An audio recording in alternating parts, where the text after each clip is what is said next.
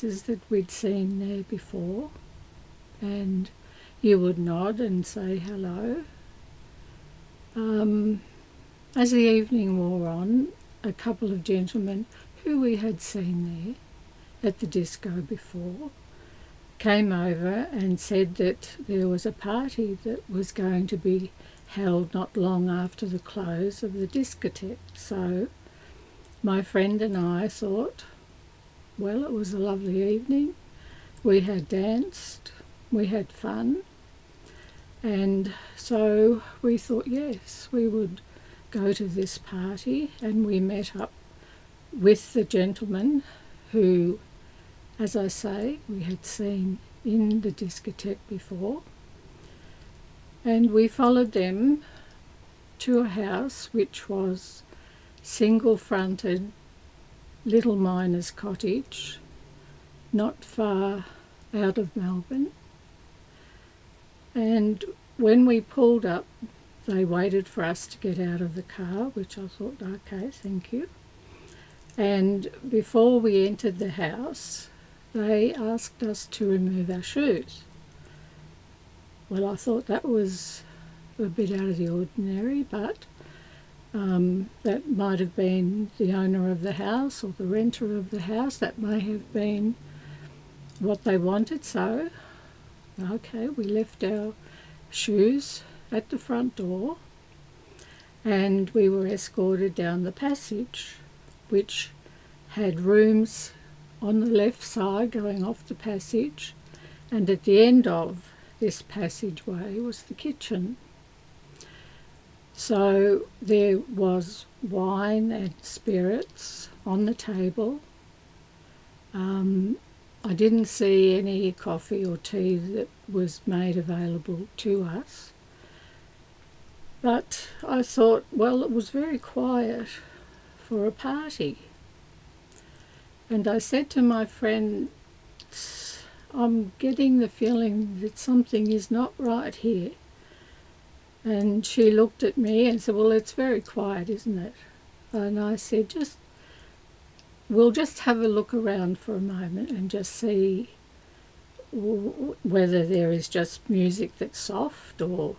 So anyway, we did. We went back up the passage, and there was a man standing in front of the front door that we had just come through. And I thought, well, okay, there's a little voice telling me to beware and get out of there as quickly as possible. And I thought, just be quiet self, let things just settle down, and I'll just continue on and see what is happening in these rooms. And when I did, I got an absolute fright that all the rooms were filled with females. 20s, probably some in their late teens. And I started really then to panic. And I thought, we are going to be trafficked. We are in trouble. We are definitely in trouble. And I went back down to the kitchen, and I looked out the kitchen window, and in the backyard, as with all the old miners' cottages, they had an outside toilet and a little shed, and I could see a pathway. I thought, I'm going to have to get out of this house, or I'm never going to see my family again. I was absolutely so scared that I thought, no, this can't be real. I'm imagining. I've been given a drink that's got something spiked in it. This could not be happening, but it was. And I had to think, how am I going to get out of this? There was a gentleman, or a male gentleman, no, I don't think so, who was at the back door, guarding it, I presume. is my only explanation for why he was standing there, as was the gentleman at the front door.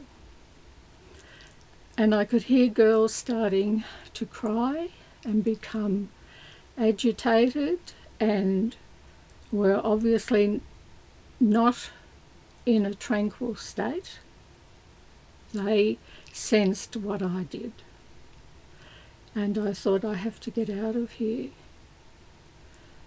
So I pretended that I wanted to vomit. And I said to the person on the back door, I said, if you don't let me out into the yard, I'm going to vomit here in the kitchen, on the table or on the floor. And he opened the back door. My friend and I, no shoes on, remember, ran out of the back door, and we scaled the fence and we got onto the top of the shed. And by the time we got on top of the shed, the gentleman who had been keeping the back door, obviously surveyed, saw what we were doing. And we were on the top of the shed by this stage as they started to come out the back door. And my friend and I, we jumped from the shed into the laneway that the house, or the back of the house, backed onto, and we ran. And believe me when I say we ran, we were breathless. We were trying to catch our breath, but we ran. We hid in dark places. We waited and watched to see if they were going to try and find us. But we did not see anyone that we saw that was at this so-called party. Now, I never went back to the discotheque. I never enjoyed dancing. I didn't want to go out for a very long time because I knew the faces that I'd seen in that discotheque before, and I thought, they know that I could recognise them, and I thought my life is going to be in danger. They are going to come to this discotheque and look for me and my friend, and I thought we really are in a lot of peril here. So my advice to anybody is to please listen to that voice that protects you and tries to guide you to safety. And this is a story I think that should be told, should be listened to, and be aware that this was in the 70s. And it's been going on, I think, for many years before then. I wonder how many girls have not gone home and never been seen again, but for the voice that was in me, who told me to run and to get out of there, was my guided little angel that sits on my shoulder.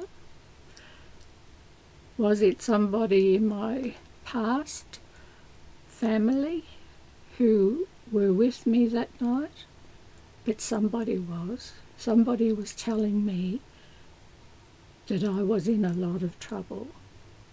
So just remember that people that you see may not be the people that's actually inside them, and you be very, very careful. And I just want to thank you for listening to my story, which is true. I lived it. And tonight, as I sit here telling you about it, I am reliving it. And it is very hard to do. But I thank you for looking at my video. And I hope you subscribe. Thank you if you do. And I'll talk to you again soon. Thank you for looking. Bye for now.